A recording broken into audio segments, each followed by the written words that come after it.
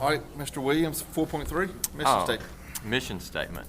Beaufort County Schools will provide quality educational programs and services to ensure student academic and vocational success. All right, 5.1, we got approval of the minutes, and we got some minutes there, 2 sets. All in, you got to say it. All in favor, say aye. Aye. All opposed? All right, 6.1, 2024 recognition of retirees, Dr. Cheeseman. Mr. Doan, I just want to call the name of our retirees, and if you're in the audience today, please come forward to receive a special token of appreciation on behalf of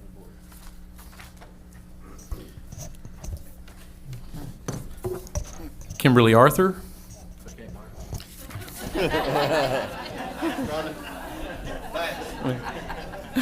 Thank goodness she's not here. Jerry Boyd, Randy Bright, Kathy T. Brown, Clyde Bryant, Charles T. Clark, Ann Collier, Gina Cradle, Robin Dana, Lisa Davis, Valerie Davis, Lacey Dixon, Sheila Edwards, Katricia Fisher, Bill, the voice of the Pampak Gore,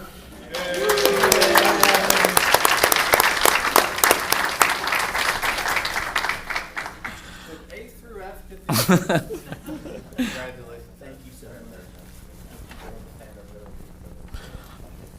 Deborah T. Howard,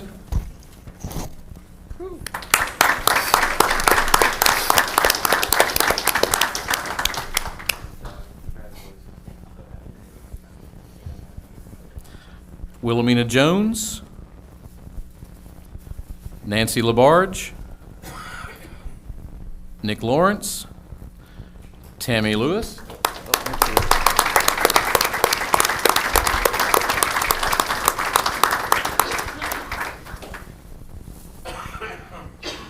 I'll come back to her.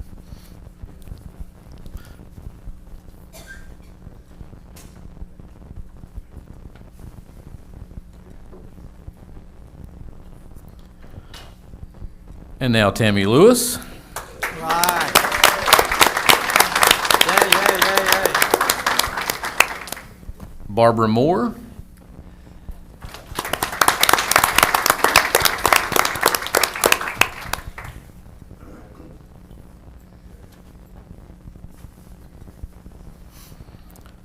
Virginia Ashley Pageant,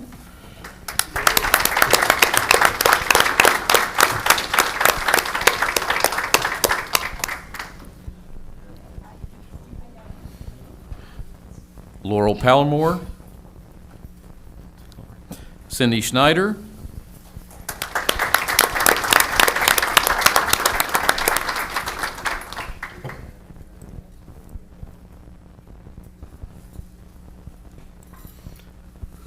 Mr. Greg Singleton,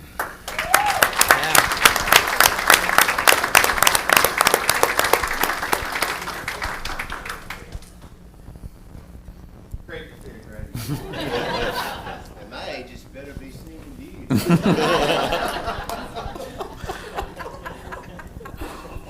Felicia Taylor, Valerie Whitehead,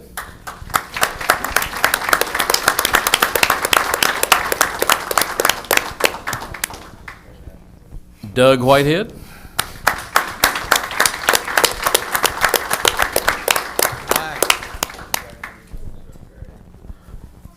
Deborah Winley, and John Woolard.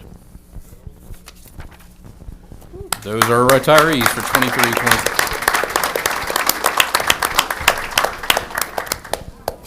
Thank you all to all of the retirees for your years of dedication to Beaufort County School System. Yes.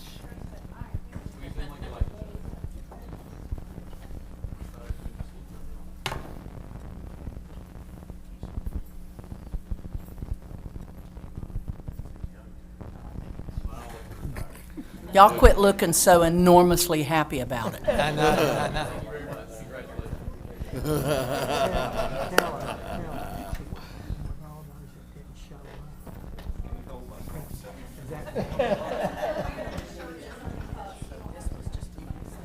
that one of the retirees?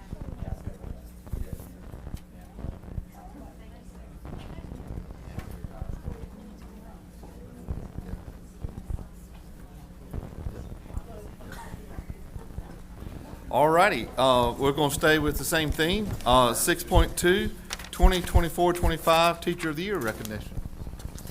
Ladies and gentlemen, if I can call Ms. Candy Tucker to the front.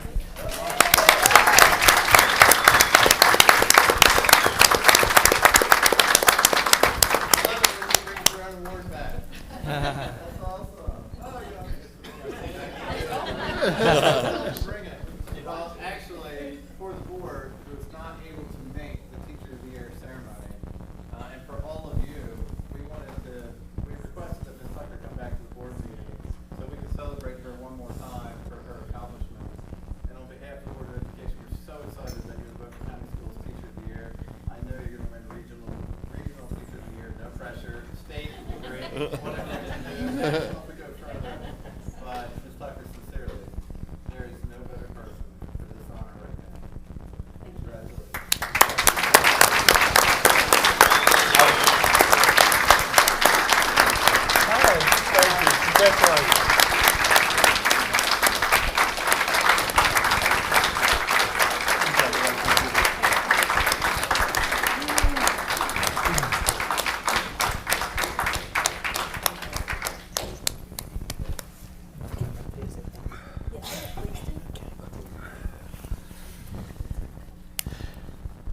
Congratulations to all the retirees and to the Teacher of the Year. Retirees, I look to get there one day. So, 7.1, we have none, so no public comment, so we're gonna roll right on. 8.1, new school construction update, Dr. Cheeseman. Sure. We did not have a June new construction update progress monitoring meeting as Mr. Height was not available for the meeting, and he really had no other information at the time other than what was at the previous meeting. Specifically, moving forward, Mr. Height anticipates for your July meeting to have design drawings for you to review, specifically outlining also the RFP process for finding a builder, what that will look like for you, but also an update for us internally to look at as the building has shifted from its initial drawing or its initial scheme. And so now the building is flush with Pennsylvania Avenue. In doing so, your retention pond goes to the southeast side. And that pond actually would sit right where your technology bunkhouse is.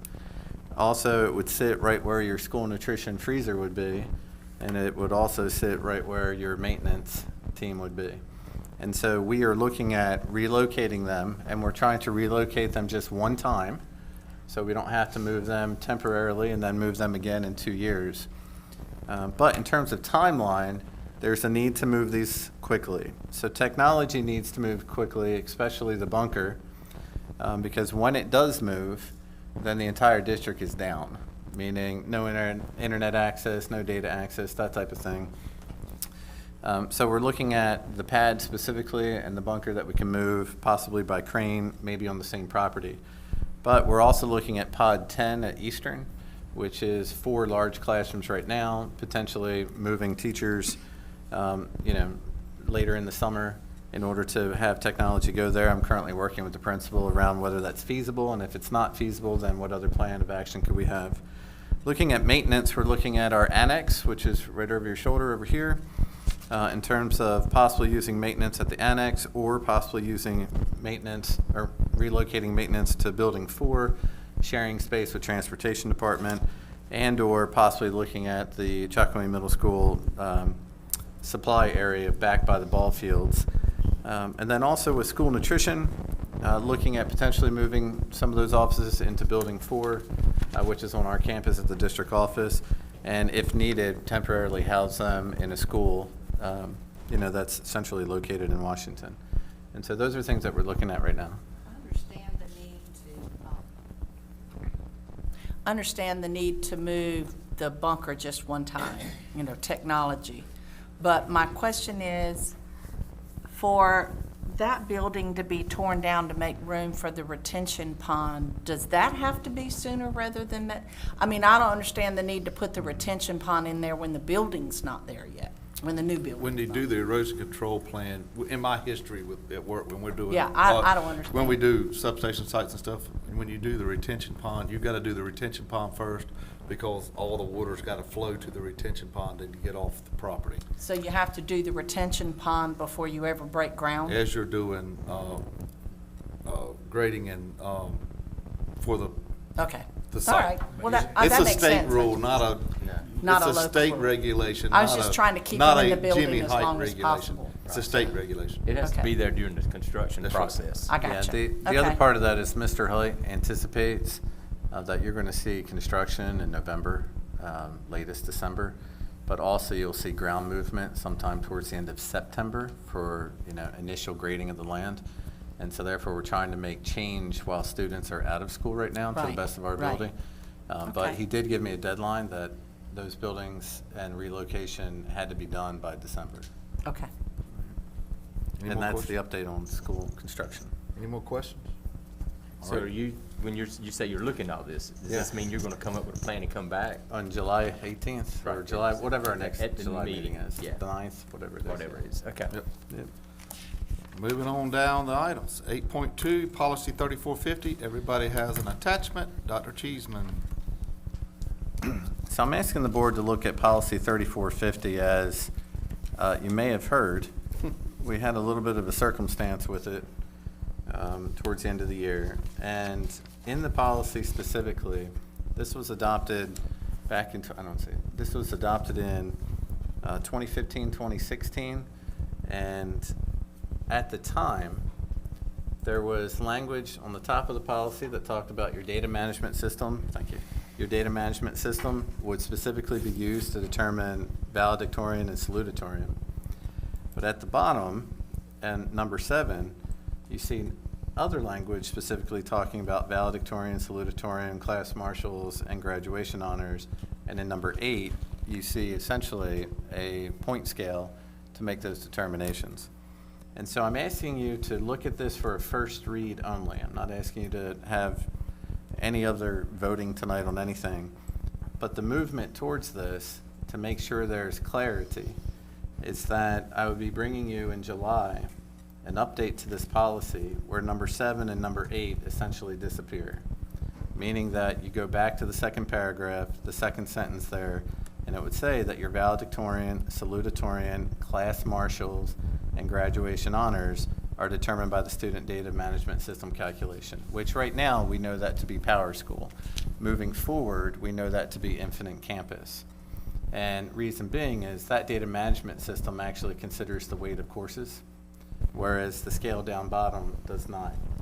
So in short, that scale adopted many moons ago, my understanding, was actually a placeholder and should have had an expiration date at some date in time when the state went to a full grade scale and moving its plus and minuses from the system.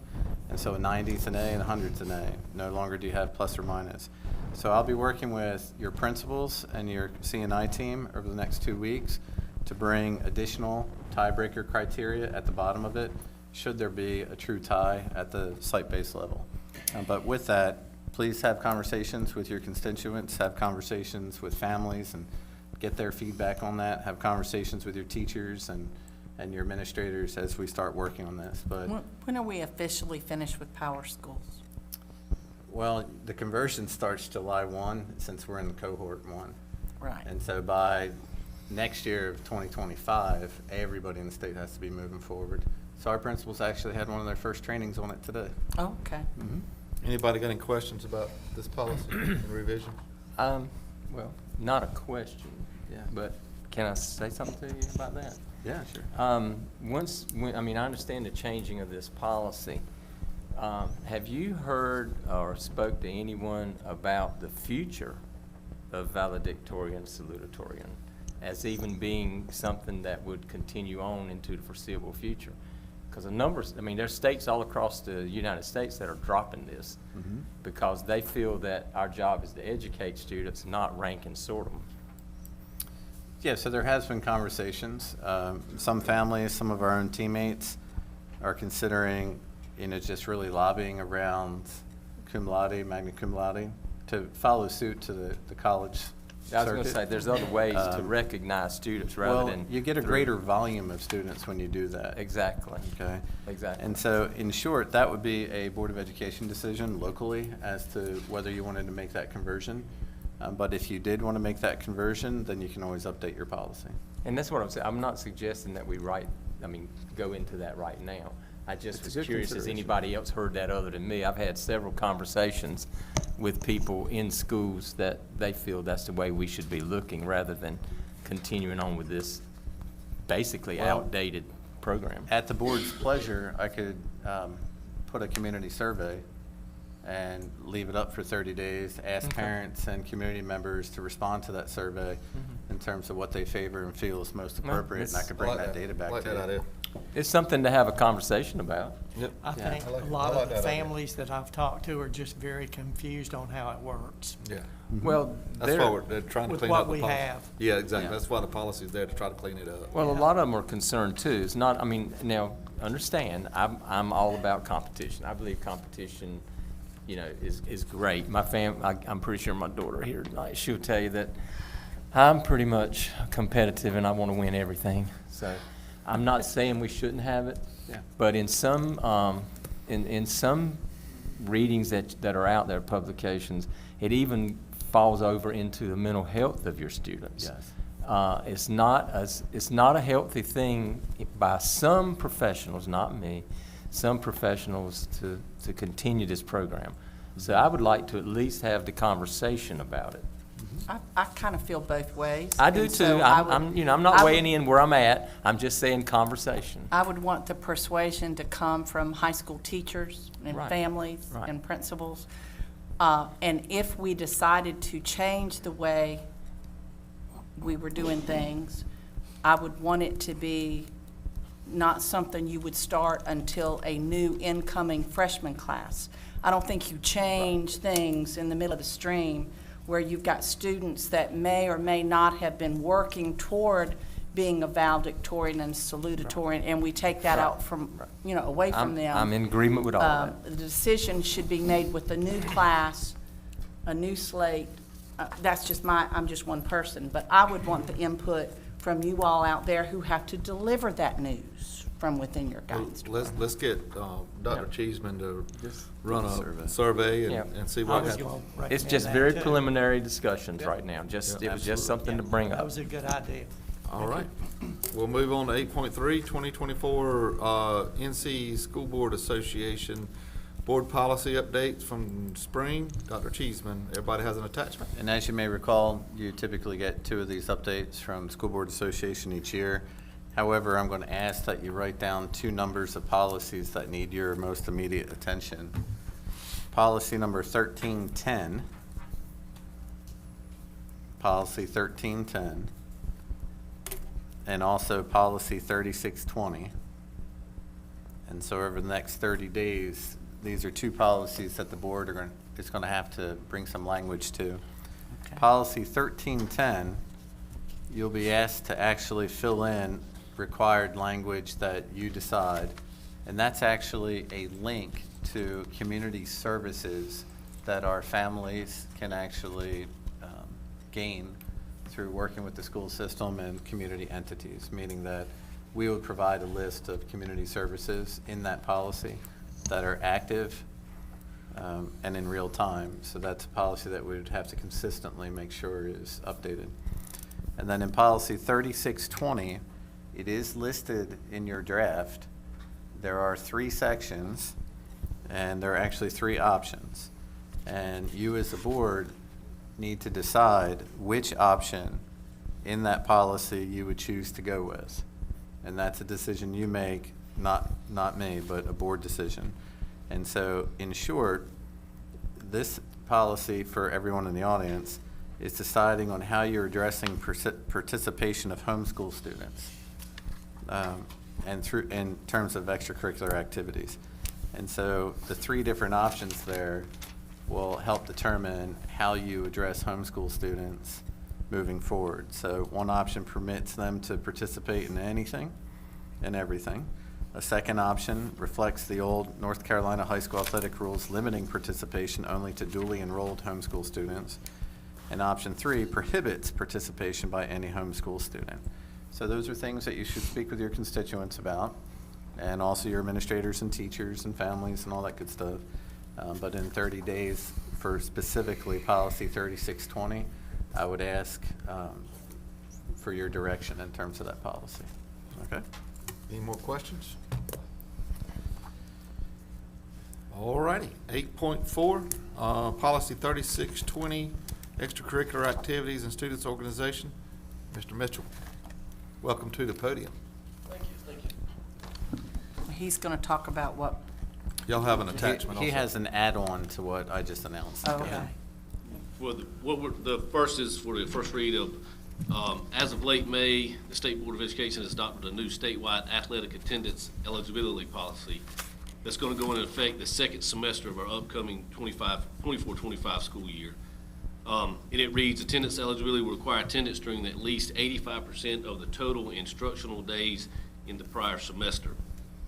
The current High School Athletic Association policy refers back to the local LEA athletic attendance policy, and our current policy reads, students can be absent no more than 10 days of any class during the semester of participation and must have been present for at least 80% of the days of any class during the semester prior to eligibility determination.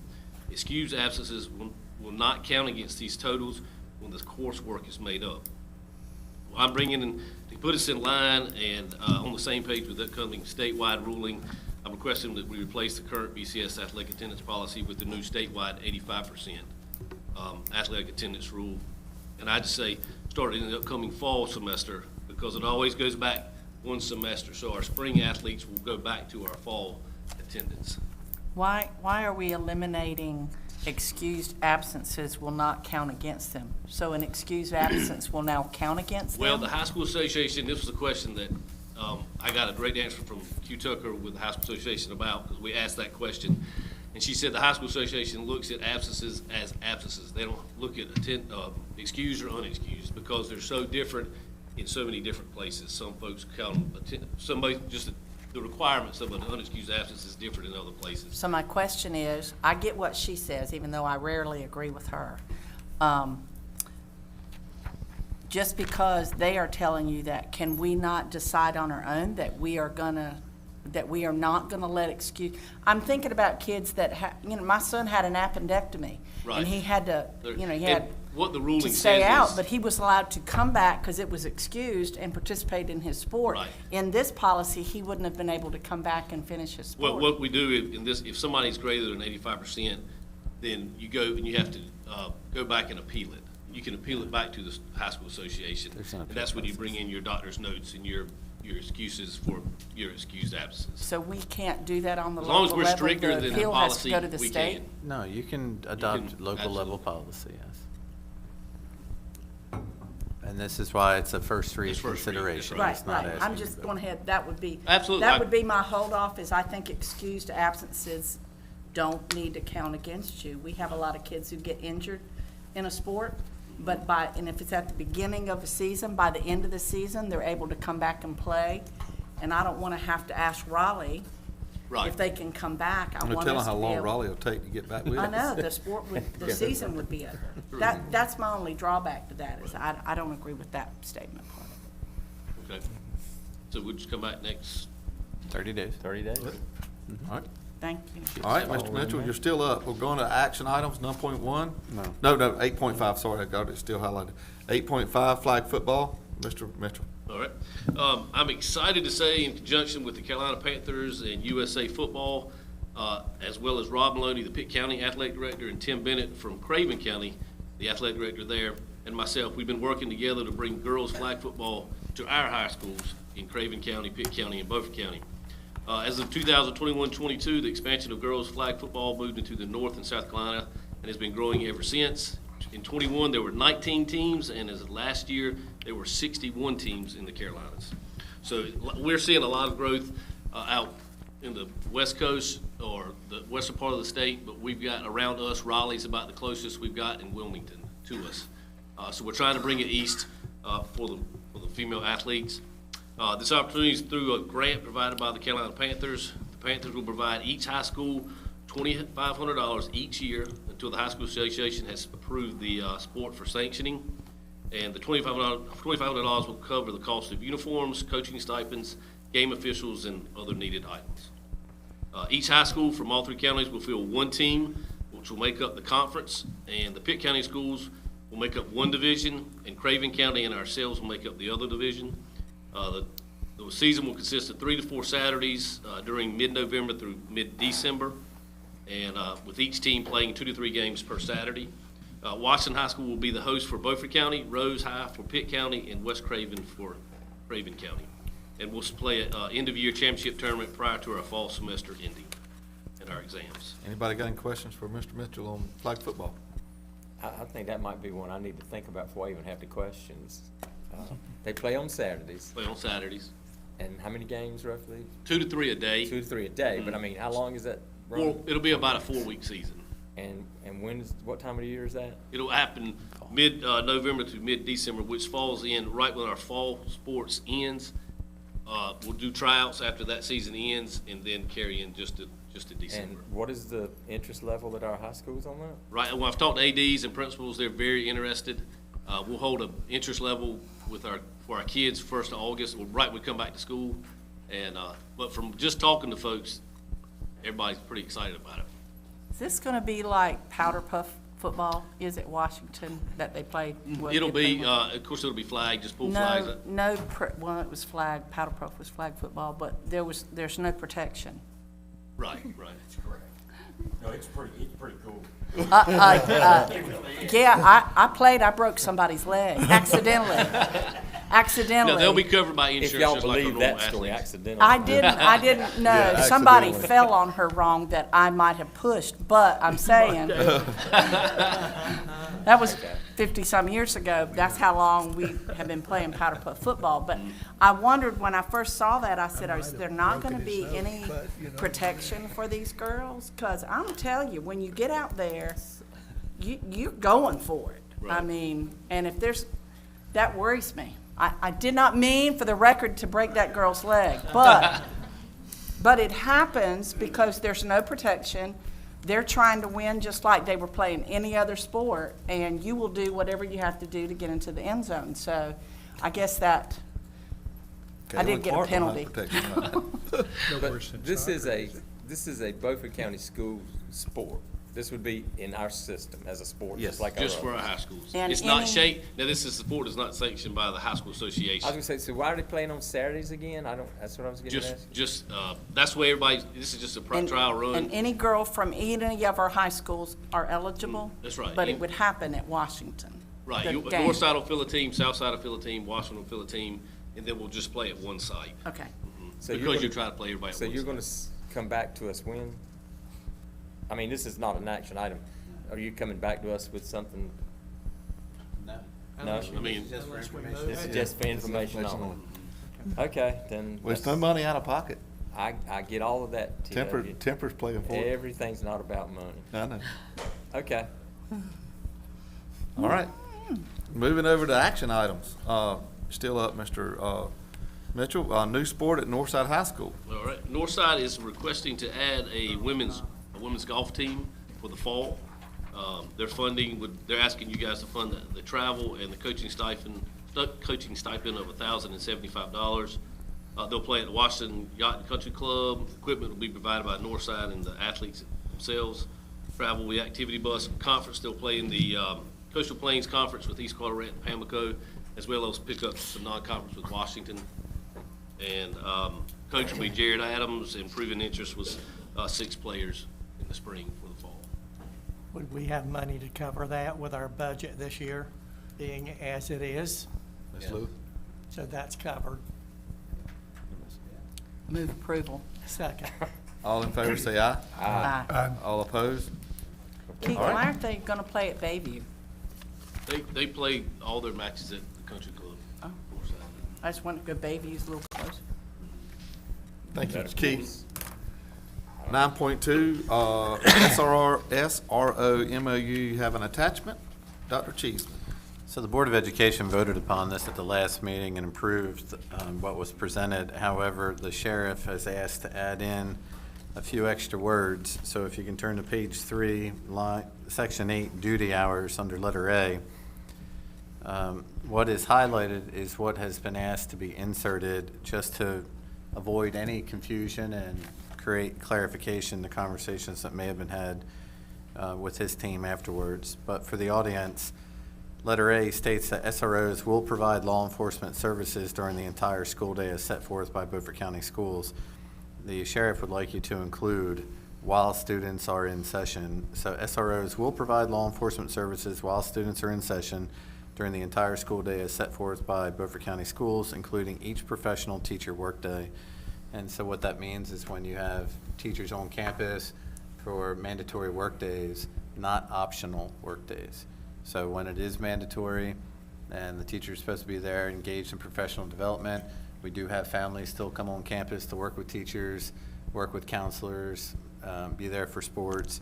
And so the sheriff is asking you to approve the MOU with those 5 magical words that we've inserted while students are in session. Well, and that leads to a question of mine. So on a regular school day, you have students that arrive at school, Yes, sir. and then they leave probably much before the teachers and rest of the staff leave. So the SRO will leave then. Now, if you look at the bottom of paragraph A, last statement says SROs will be on site 30 minutes prior to the start and 30 minutes after the start, or after the final school bell. Hold on. So I'm confused. I've read this 2 or 3 times as well. Show me which page exactly you're on. Page 3, section 8, And that's where I see the highlight, Yeah. while students are in session. that's what they've asked to add, Okay, we approved this last month. without those 5 I know words. that. And so we're already coming back, taking a change in 30 days, or Sheriff less would- than 30 days? Yes, sir, sheriff has asked you to consider it.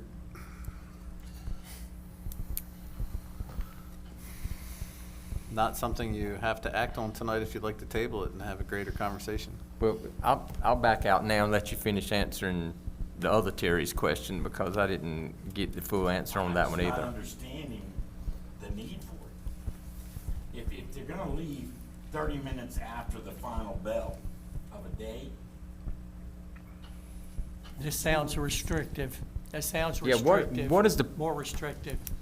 yeah, For it does, us. and I'm What's the concerned point? about I it. don't understand the point of this. The sheriff, in my understanding, having 4 officers negotiate with me in my office, specifically wanted to make sure that you would be covered when students were in session, and to understand that they may not cover your schools if students are not present.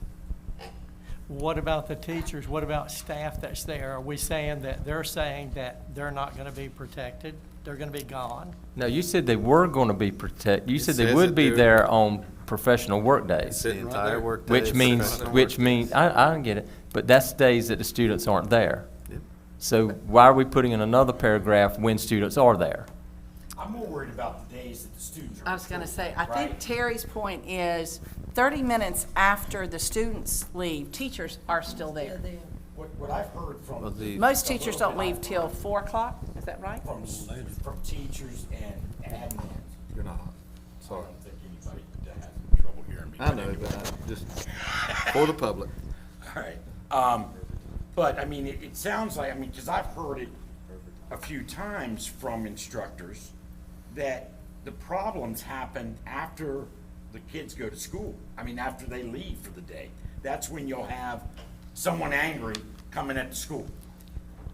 Well, that's where I'm concerned. I mean, I'm concerned during the day when the students are there also. But I mean, In the original negotiation, the Board of Education asked for the officer to be on site 45 minutes prior and 45 minutes after.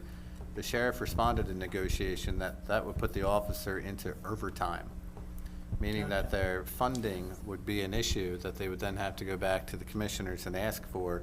since our SRO grant provides $396,000 of grant money to the overall scheme of about $600,000 a year. And so the Board of Education at the time when I brought that back, then brought it down to 30 minutes, understanding that truly creates an 8-hour day. So that's why it's 30 minutes. I don't have a problem with 30 minutes. I'm just, in my mind, doesn't that one paragraph, those two sentences contradict themselves? Yes? That's Well, why why I'm would I vote negotiating. for anything that I know in my mind contradicts itself? That just puts me in that same state of mind. That's probably why I have the That's, questions, Terry. that's what I was gonna say, that is confusing and it needs to be cleaned up. It's not confusing really that allowed much. to I say hear you, no. Donald. It's Well, not that confusing. Half of the sentence paragraph says 30 minutes before and 30 minutes after, which I agree with. That's fine. And I understood the overtime. I mean, I'm fine with the sheriff on that. But the other half of the same paragraph says while students are in session. Well, they're not in session once they get on the bus and leave. But it does say they're going to stay there. So I understand what the sheriff's saying, and I agree with that. It's 30. But that paragraph just contradicts itself. I understand. So you can say no or table it. I was asked to bring it to you. Can I ask a question of our Yeah. principals real quick? Yes. If the majority of your staff stays until 4 o'clock, will you raise your hand? Can you Raise go them to- high. Can you Some go of to y'all got 6 little o'clock? bitty And when does the day, when's that Okay. 30 days? If the 30 majority minutes? of your staff 3:15. stays until after 4 o'clock, raise your hand. So it looks like the majority, the hands that went up, the majority of your staffs are staying on campus till 4 o'clock.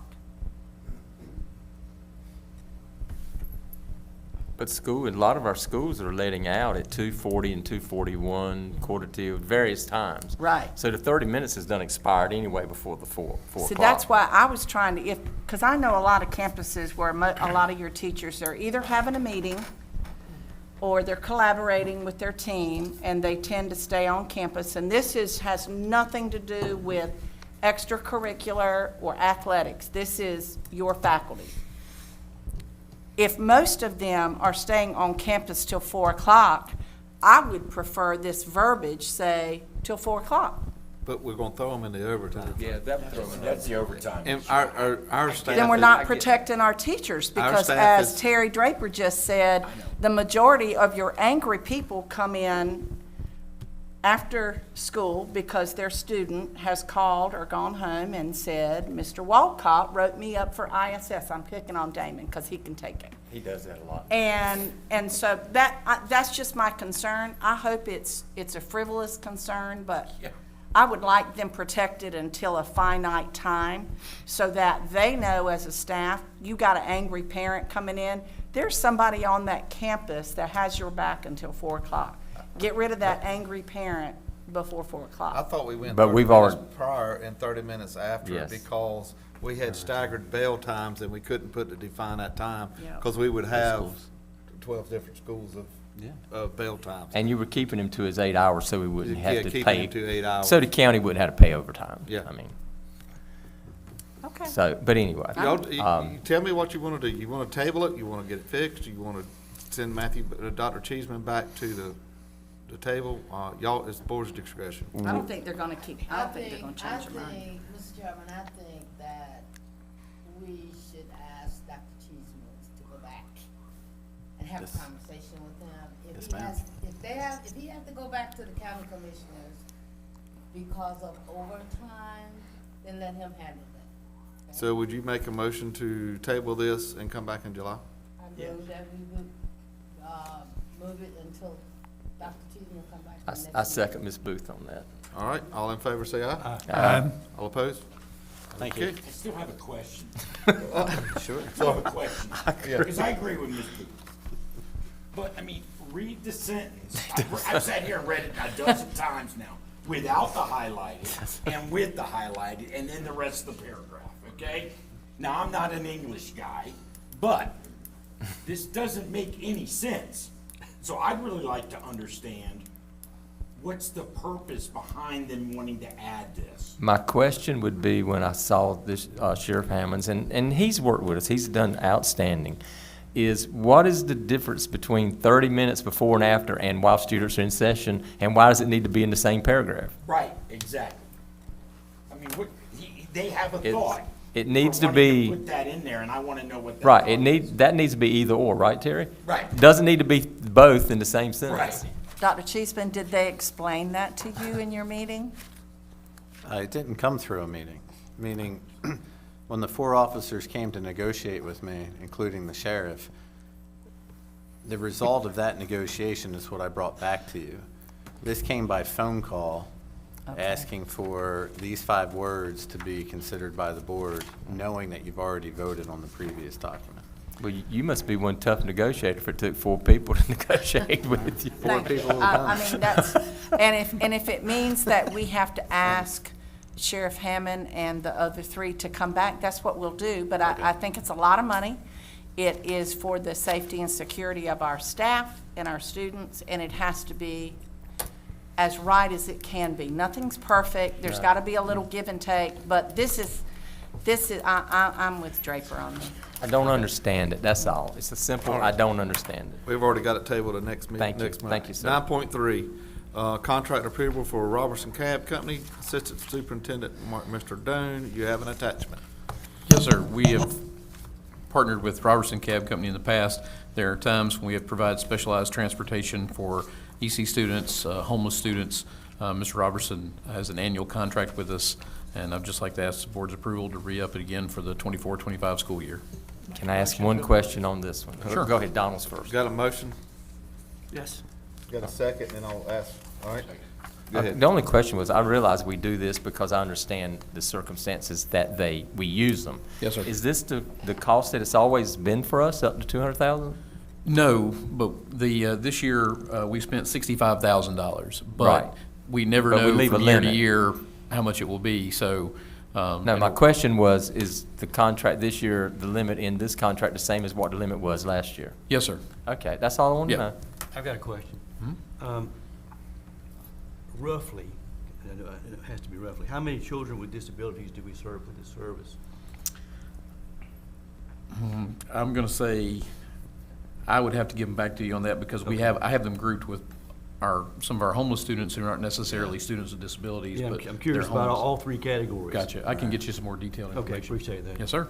And can I request that if we have spent 65,000, is that roughly what we've done, not just this past year, but the years prior? It average around that number. Because 200 is a lot of latitude. So that's all I was thinking. That if we get beyond 65 and we still got a lot of school left, can you bring that Oh, back sure. to us? Because I hate to approve something and we just, I don't want it to get out of hand, Sure. in other Well, words. why can't we suggest that we change the 200,000 in the contract? Can we Down to change something that more to that- Then I suggest, 75? to what we've been well, I'll spending. go 100. 100. Yeah, I would suggest exactly. that we lower the 200 to 100 maximum. I think that Do you makes agree more to that sense. amendment to that motion? Yes, Yeah. yeah, Donald would have to agree to that because it's your motion. All right. All right, then I'll second that. You Oh. agree to that, you second? Yeah, I'd second that. Oh, okay. Absolutely. All right. So, all right, so everybody in agreement, we're gonna go to 100,000, for the, contract. All in favor, say aye. Aye. All opposed? And then, Mark, if it exceeds that, then you come back and we would have to do an amendment? Yes. Okay. All right. 9.4, budget amendment approval. Ms. Lewis, everybody has an attachment? Good evening. You do have an attachment. The budget amendment that you're looking at will take you through May of 2024. You will notice that we had increases in budget in state money, federal money, and a little bit of movement in child nutrition, and a little in our Fund 8. What this basically does is shows you the movement that we have made between purpose codes, beginning with the first 2 digits as per our policy here at Beaufort County Schools. And this is just telling you where we stand at the end of May. This brings us up to allotment 73. We have more allotments coming, and in June you'll receive another one, as we have received some money in June that Ms. Potts will be sharing with you at a later date. Yes, sir. 9.3, 5,200, special population Is that EC students, or So- what does that cover? I'm sorry, I'm not sure which one you're talking about, Mr. 9.3. No, I'm sorry. 5,200, my apologies, 5,200 and 5,300. So 5,200 and 5,300 are alternative programs are typically, like, ed tech type people and other things like that. And the special populations, yes, would be students with, disabilities or other things, yes, sir. Okay. Thank you. Any more questions for Ms. Lewis?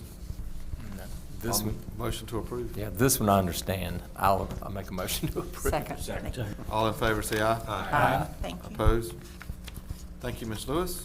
All righty. 9.5, continuing budget resolution, Ms. Chief Finance Officer, Christy Potts. Welcome. Thank you. I just want to present a recommendation to y'all that the Beaufort County Schools Board of Education approve an amount equal to the 2023-2024 budget, and we use this as an interim budget for the 2024-25 budget. It's because our state and our local and our federal allotments have not been finalized at this time. Right. So we just want to move forward in July. Move approval. Second. All in favor, say aye. Aye. All opposed? Mr. Williams. Yes, it is that time again, isn't it? Let me patch it up here. I move we go into closed session pursuant to General Statutes 143, 318, 11A1 to prevent disclosure of confidential personnel files under General Statutes 115C-321. Second. All in favor, say aye. Aye. All opposed? Thank y'all. Y'all have a great summer.